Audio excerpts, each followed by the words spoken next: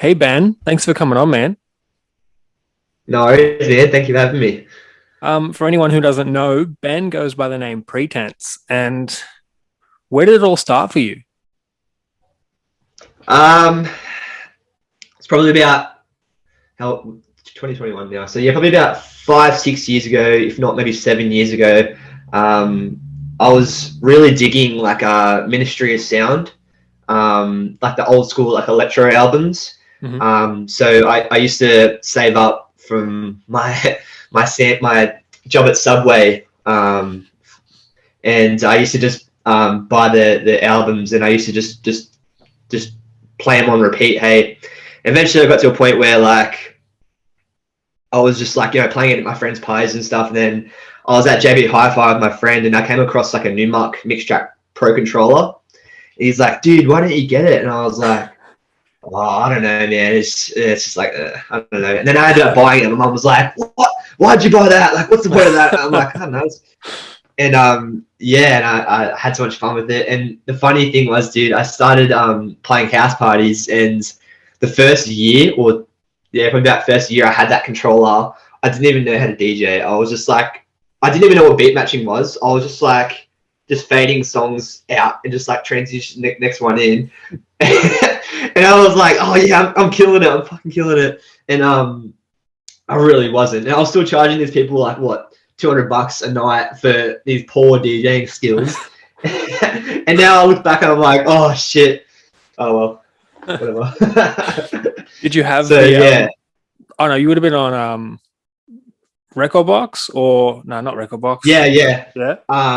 Serato DJ. That's it. I was gonna say were you on the Yeah, classic virtual? yeah. Yeah. Yeah. Um So yeah, that's pretty much where it all started then. and how does your mum feel about it now, Especially seeing all those people at that courtyard show a couple of weeks back? Um, See, I come from an Italian background, so Uh-huh. uh, Wogs, they have a very different kind of different. This Yeah. sounds racist as hell, but I'm sure most people understand it. But they've got a very a standard expectation for what you do in life. You get married, you have kids, have a family, Yeah. buy a house. She's very supportive of it. But yeah, she definitely. I don't know. Like she's a lot. My dad's a lot more supportive than my mum Hmm. because he's actually a muso himself. So he used to play in a band back in the day. Different music, obviously, rock and roll. Yeah. And but he's a lot more understandable. My mum, she's cool with it, but yeah, it's kind of difficult for her to see how you can make a career out of it in music. Um, she's old school, but Yeah. she's supportive. Just my dad's more supportive. It's hard to explain, but Yeah, yeah, no, it makes sense. She's supportive, but she's also, when are you going to get a full time job type thing? yeah, Yeah. yeah, yeah, yeah, yeah, And yeah. Exactly, dude. how would you describe your sound? Because it's more or less unique, but still the same as some Yeah, of the yeah, other. yeah. It's. I'd probably say it's like a mix between like mid tempo, house, electro, techno.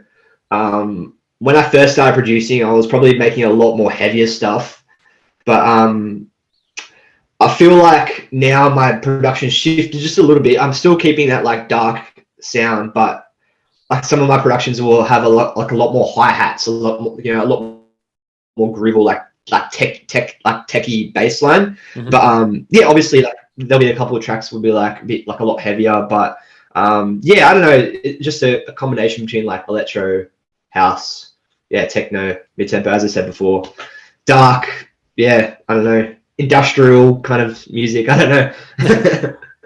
Um, Starting back in 2015, did you ever think you'd get support from the likes of Drezzo and Dr. Fresh? No way, No? no way, no way, dude. No, No. but I'm definitely a big fan of like the term manifesting, where if you keep working on something, like it'll happen eventually. It's all about your mentality and how much time you put into it. you know, it's like for anything, any person who wants to pursue something or wants to get somewhere, you need to put the hours in. And I feel if you keep working on it, you will get there eventually. So when it got to the point where I seen him, like, obviously when the first time you see like a big artist drop your music, you're like, holy shit. But then there's this like kind of thought in your brain that comes by and you're like, you know what? I kind of deserve that, because I know it sounds cocky, but like, it's kind of like, it's like, I was surprised but not surprised how, like, because I've kept on working on it, kept on, you know, grinding. Eventually it's going to happen. That's the way I look at it. Yeah. Well, going back through your discography, I noticed your first EP that you dropped, the Perception EP. Yeah. Damn, your sound was still long pretty time ago. decent then too. So basically, do you feel like you've gotten better with your sound than? Oh, for sure, Yeah? for sure. Yeah, for sure. I feel like my mix downs definitely, like, when I first started producing, like, I always just completely disregard the mix down and just kind of send it off to the person to mix and master it. Where now I can, you know, get it sounding how exactly I wanted, like how I want it. Mm-hmm. But don't get me wrong, there's still some songs where, like, I might struggle with, and I will get a person who I think can do a good job, like, getting it sounding a lot better than what I can. And that happens with, you know, even the biggest producers in the world. Like, even Jaws said, like, you know, I've got this, I had this tune that I was struggling with, so I got, you know, Nadiri. Yeah. So he got Nadiri to do it, and yeah, just I don't think there's anything wrong with that. So if you think it's got the potential to sound better, then by all means get it done. But yeah, no, for like sound design and mix downs, for sure, definitely. What made you want to drop an EP for what is basically your first release? Because I know you had a couple of things, but an EP off the bat, like that's yeah. Well, I had a couple of like originals and flips out before then. I think, I'm pretty sure. Did I? You know what? I may have had like a couple of remixes out before that, or like even some originals as well. But I actually deleted them off like SoundCloud and Spotify because they're just shit. They just weren't you. So yeah, no, just like I listen to it now. I'm like, oh fuck, that's dog shit. So, but like, yeah. So the EP wasn't actually the first like thing I released. I had a couple of like maybe 4 or 5 tunes before that.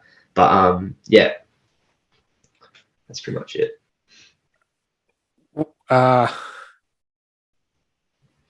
Shit, you kind of left me hanging on there. Sorry. Starting back in 2015, you've only been doing it for 5 years. Where do you see yourself in another 5? Hopefully, on tour. Hopefully, you know, doing my own thing, touring around the world and showing this sound I have to the world. You know, it's man. And you never know what can happen, but yeah, hopefully in 5 years, that's where I want to be. 100%. Tell me a little bit about your new release, Emotions. What was the creative process? Yeah. So Emotions was definitely very different to my normal stuff, but I was just mucking around in Serum, and I made that bass, and I was like, oh, this is cool. And I had 2 different projects, and I had like the breakdown where it was like that up kind of thing, and then I had the drop, and I was like, hang on, these are both in the same key. So I actually ended up putting them together, and yeah. So I actually listened to the song All on Me by Zoo and Charmy, and I was super inspired by that. So yeah, I definitely made Emotions with the influence of that song. But yeah, I don't know, like I've put out like a lot of like heavy kind of like driven bassline stuff, but I wanted to, you know, try something different and put something out a bit more techy, but still kind of has that like that Pretence sound kind of. But yeah, that's I don't know. I had heaps of fun making it, man. Yeah. And that was released on what you said was your dream label? No, that's not my dream label. No. What is your dream label? Like if you had to pick one. Probably Monster Cat. Yeah. Would they take your Monster dark Cat. sound? Yeah, for sure. There's another track that I've heard of them that is like heaps similar to my stuff. So it's called Soulgy Black Mask, which is a freaking banger. But yeah, they've started a couple of house songs, like for example Cage. The words out. I'm actually in a collaboration with him at the moment, and he's got a couple of Monster Cat releases. So keep your eyes peeled for that. Keep your eyes peeled for that. And probably Confession as well. Confession's Charmy, like a big influence to me, my production as well. Monster Cat, Confession. Maybe Cannaballin as well, Black Tiger Sex Machines label, because they're very electro. But yeah, that's probably my top three, I reckon. Speaking of collabs, I've done some research and a couple of people have said that you have some in the works with some pretty big artists. Other than the one you just mentioned, can you speak on any others? Yes, I can, but there's one person I can't. Another person would be Swarm.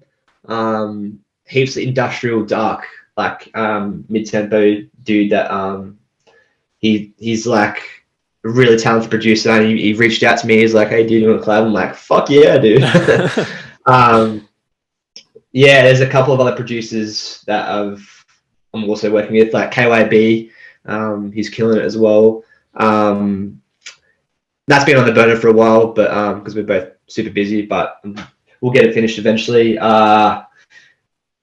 Who else am I working on with? Sometimes I always forget who I'm freaking working on because I've got so many collabs. I've got a Liam Kiri collab. I've got a collab with Fox, and there's another two I have to keep on the down low. I can't tell you guys. Sorry. Damn. Thought I'd get some type of exclusive, but oh well. No, sorry. You were pretty busy through 2020 with consistent music. Did you find COVID had an effect with that? For sure, 100%. Even this year, man, I've released some tunes, but I feel like I could have released a lot more if it wasn't for freaking COVID, for sure. Yeah. Because you don't have much. That being said, sorry, man. I think you just dropped out and then just like jumped in. No, all good. Even like sometimes like you get labels and it can be pretty annoying, like trying to wait around for like certain dates. Like sometimes I can make a song and it won't come out for like, another 8 months because of the label, which is crazy. It's all about just being patient and just like waiting around for it. I've probably got a couple of self-releases I could do, but I feel like I'd be just better off. I'm just better off waiting it out. Do you find it different between a label release and self-releasing? Like, what is the main difference for you? I feel like if you do a self-release, you will get more followers on, like, say, SoundCloud, because it's actually on your profile. So the person who's listening to the song will actually see your name there. Whereas, like, if it's the song's released on a label, they'll hear it and they could think it's dope, which is sick. But most of the time they probably won't go on to click on the artist to follow them. I know that's how I feel about it. But labels definitely get your song out there more, like heard, just like, they can pitch the song on Spotify and get certain people to listen to it that for probably a self-release I wouldn't. I guess it just depends. If you've got the right marketing technique, I'm sure you could get a lot of support for self-release, but I'm not that insane at, like, pitching a song on Spotify, whereas like a label would. Yeah, you kind of need to like sell yourself and make yourself feel really dirty.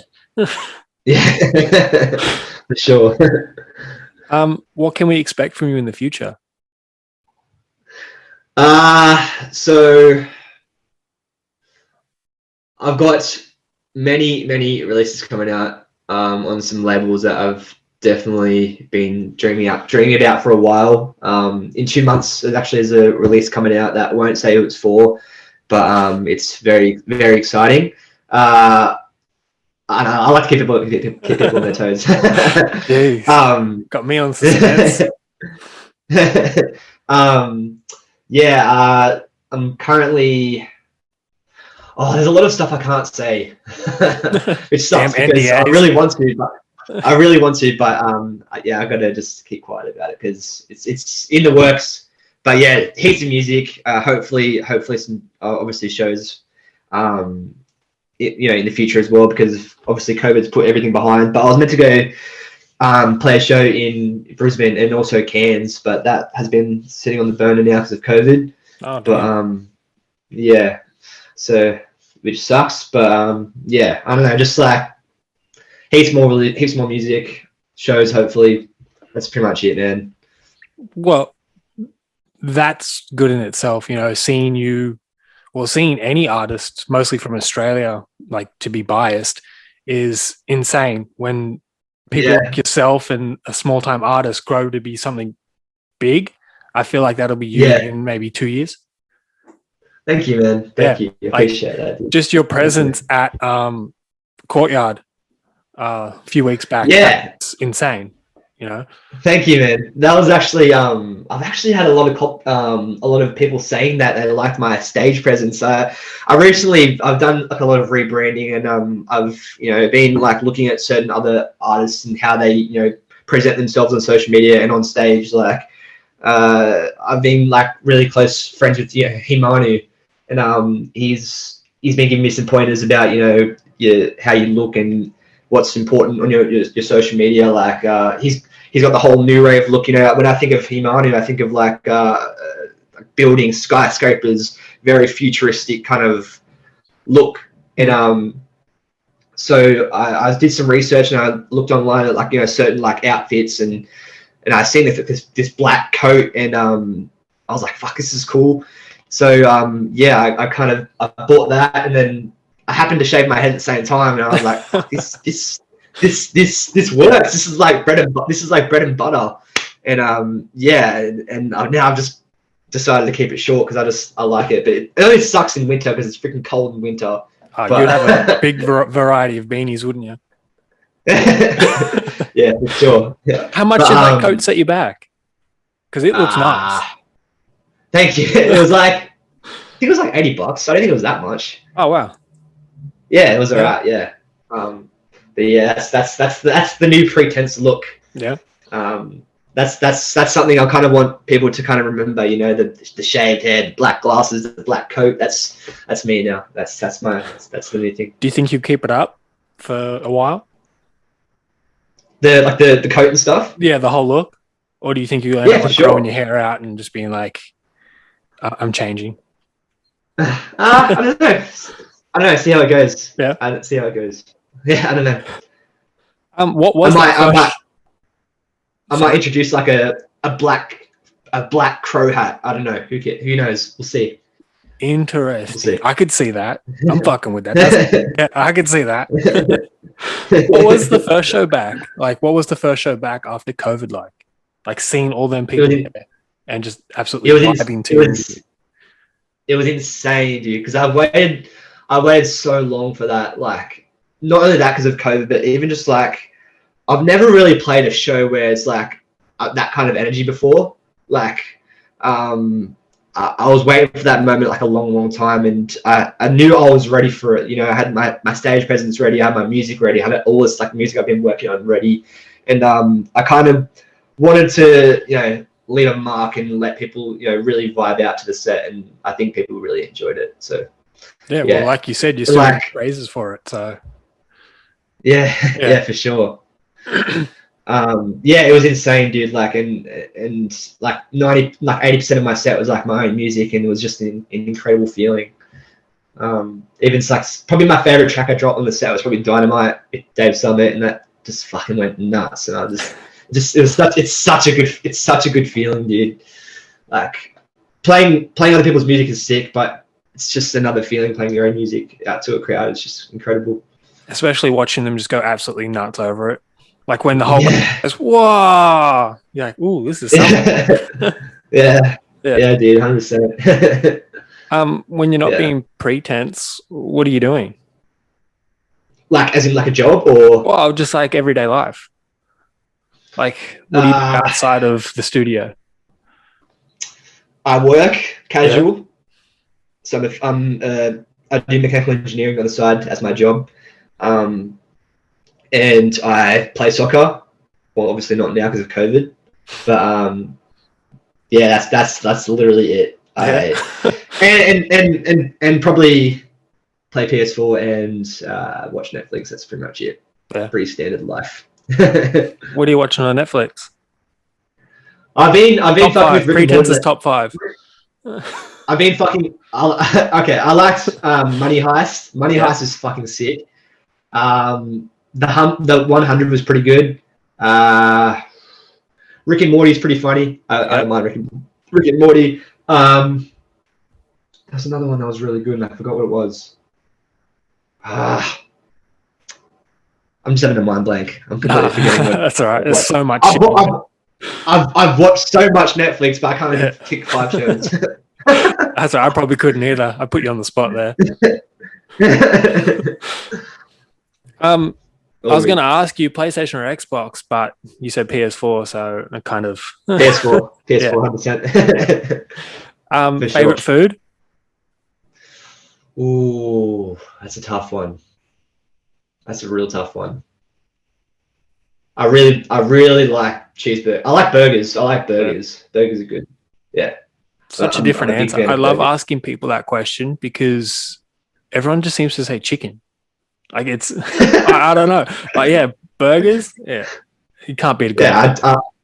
I like a good burger. It's good. Where has been your favorite burger? Chico's. Have you had Chico's before? Where are they located? They're in Wollongong and Fig Tree, so it's not in Sydney, but it's just it's just they've got the best burgers, dude. Fucking unreal. It's only like 2 minutes down from my house, so it's so good. Yeah. So Chico's. Yeah. Anyone who goes to Wollongong has to get Chico's for sure. Anyone from Sydney has to go to Wollongong, Chico's. Telling you, you won't regret it. So you made that trip up from Wollongong just to play at Courtyard? Yeah. And the crazy thing was, dude, I caught the train, and it was actually delayed by 25 minutes. And I was sitting there with my mate Emmett, and I was like, "Fuck, dude, if I miss this set, I'm gonna be fuming. Like, do not want to be late." And it was delayed. Yeah, it ended up being delayed for like half an hour. So I actually ended up getting to like Wynyard Station at like 2:50, 10 minutes before my set, and I ran to the fucking Courtyard. And like I had like five minutes to get my USB out. And it was eventually I was like sweating when I got up on stage. I was like, fuck. At least I didn't have to wait around. I was super nervous. But when I got to when I finally got up there, it was all good. Imagine if your USB corrupted or something. That would have just dude, don't say that. Not only were you late, but yeah, I know. No, I always bring it back up for sure. Never bring just one USB. Yeah, rookie move. Yeah. Have you had any like major incidents that you look back on and you're just like, I can do better and change that next time at like previous shows? Especially that 2 USB backup. Honestly, I don't think I've actually ever fucked up in a set. In a club, I don't think. Yeah. No, I don't. I think it's. I did play a lot of house parties, and I did have these. These decks. There were these. I can't remember what brand they were, but they were fucking shit. It was like a controller thing, kind of like a controller, but I had like a screen, in one. And for some reason, it was just the design of it was terrible. Like you'd be playing a song, and then it automatically just corrupt, and the song would just stop playing. Huh. It's not the new Pioneer, is it? No, it's not. They're not Pioneer. Yeah, I can't remember what they were. They were fucking terrible. And I played like 20 house parties, and like it happened like 5 times where they just like it just turned off, and people were like, "Fuck, why's the music stopped?" And I was like, "It's not me. Like it's the decks." And then they automatically think, "Oh, this DJ is shit." Yeah. Well, your social media is still pretty balanced, especially across the board. Like your SoundCloud is 2K, your Instagram's 2K, your Facebook's 2K. So you haven't been going too bad, I guess. Yeah. How have you kept it so even?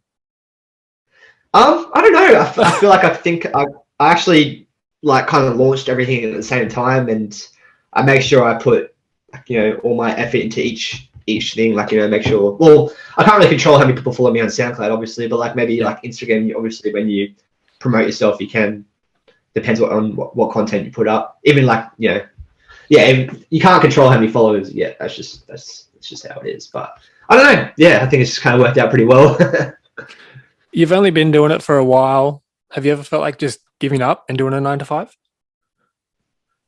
100%. Yeah. Well, what happened was actually 6 months ago, I quit my job, and I just flat out produced for like 6 months every single day.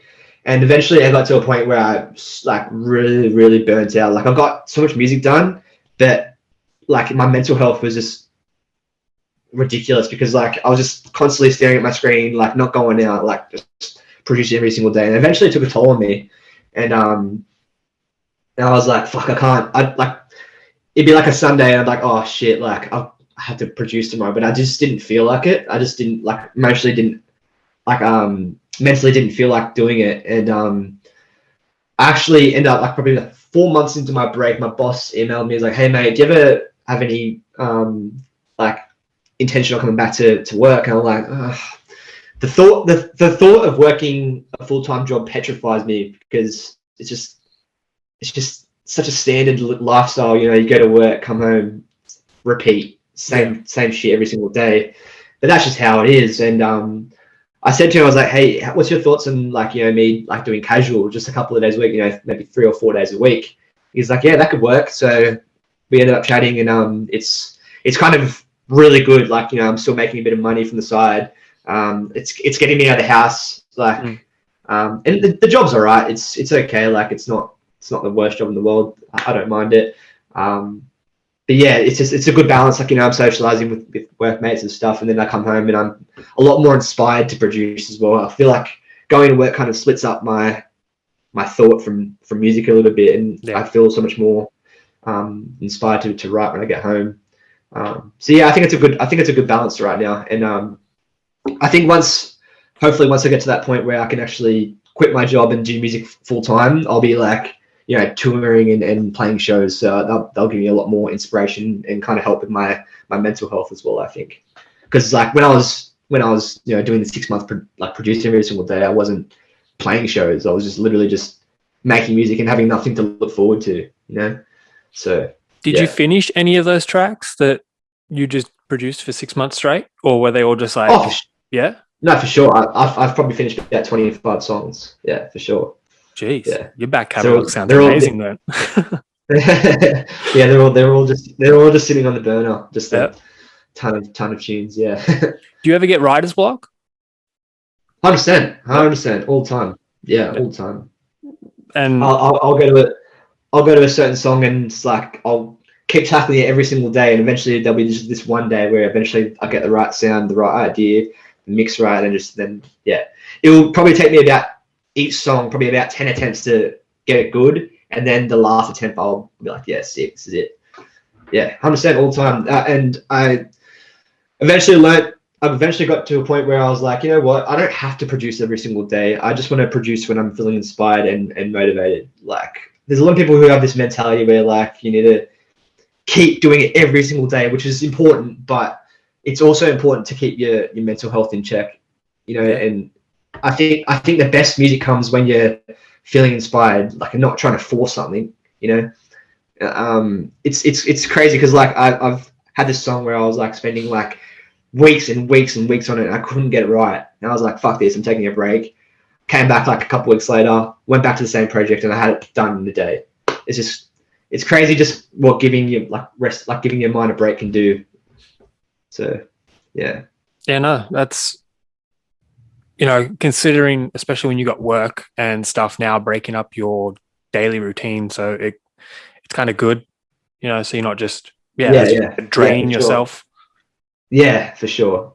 But don't get me wrong, there's still days where I go there, I'm like, fuck, I just want to do music. I can't wait to leave this place. But there's everyone's pretty much in the same boat. Like I'm sure, like 95% of people in the world do a job that they don't really enjoy, but they just do to make money out of it, and to support themselves in life. And that's, yeah.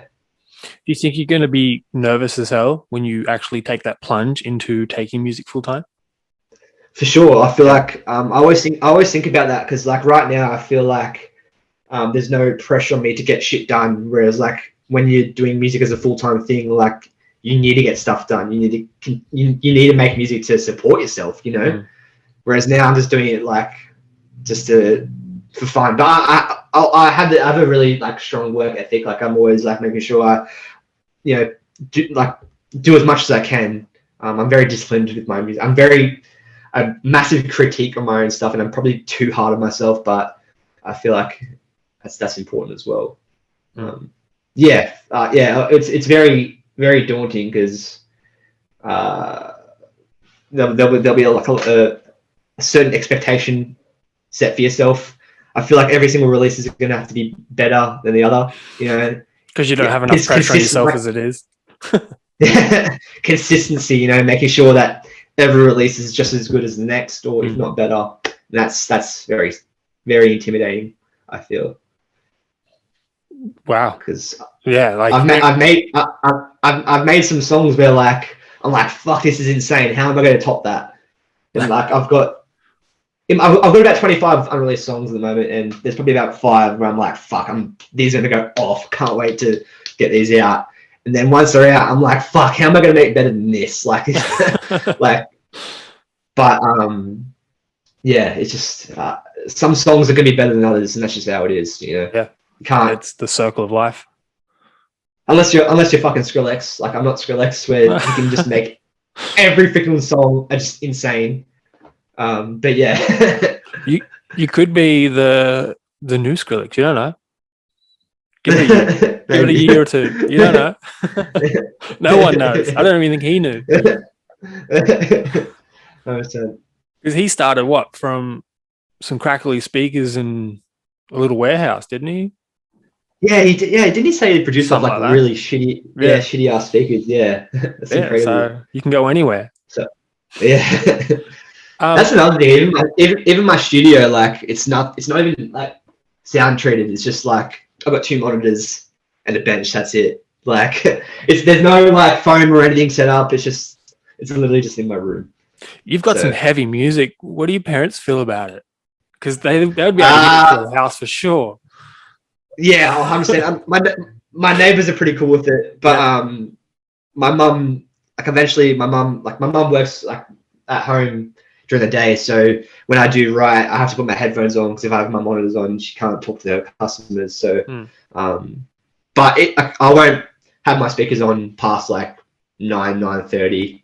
Like people are pretty cool with it. Yeah. 9:30. That's still pretty late.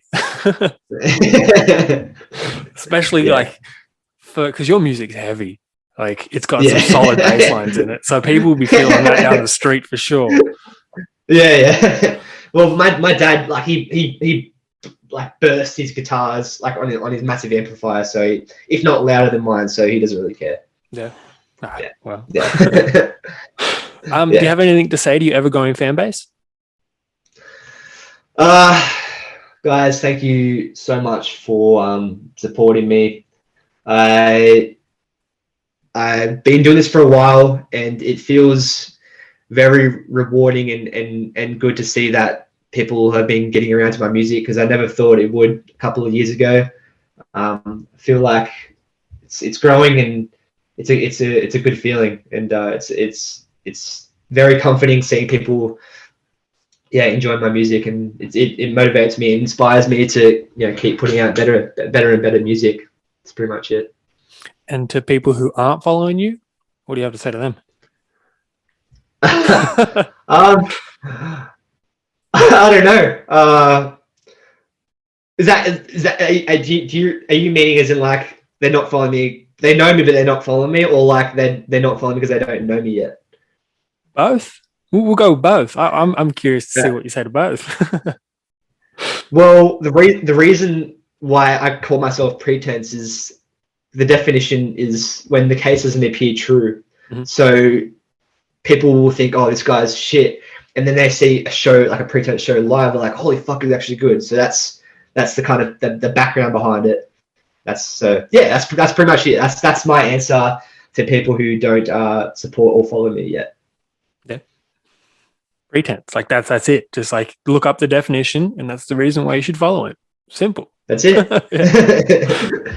How did you land on Pretence as a stage name? Yeah, so that's purely because of that definition, and also Literally? the second definition. Yeah, that and is have a particular skill or quality. Okay. So, yeah. So you were just thinking of like a stage name, and then were you flicking through a dictionary, or like? Yeah, I was looking at like synonyms. I can't remember what word it was, but I came across Pretence. I was like, oh, that's pretty cool. Yeah, you should. My DJ name used to be DJ Ella. So fucking annoying. I was going to say, what are some other ones that you're going to go as? You know, what else could we have seen you as? I don't know. It was a long time ago when I actually came up with Pretence. Yeah, I can't really remember, but yeah, I'm glad I changed my name. Yeah. Is it even cool to put DJ in front of your name anymore? Definitely not. No. That died in like 2010 or something, didn't it? Unless you're like DJ Snake. He just works with DJ Snake. Yeah. I appreciate you coming on, man, especially with such short notice. I kind of like teed this up within less than 24 hours. So I greatly appreciate it. It's all good, man. No, thank you for having me, man. I hadn't really no plans because of COVID's taken much everything fun in life away, other than making music or going to the park and have a kick. That's pretty much all you can do. So you would have been up in Queensland this weekend. Queensland? No, not this weekend. Nah. No. That was probably like another couple of months, but like they've just had it sitting on the burner because of COVID. Okay. I was thinking you were meant to be up in Queensland this weekend, but COVID and the restrictions kind of ruined it. Yeah, that would have sucked. Yeah. Yeah. At least the show wasn't announced yet, so. Yeah. Well, 100%. Dude. Yeah. Ben, thanks for coming on, man. No worries, man. Thank you so much for having me, dude.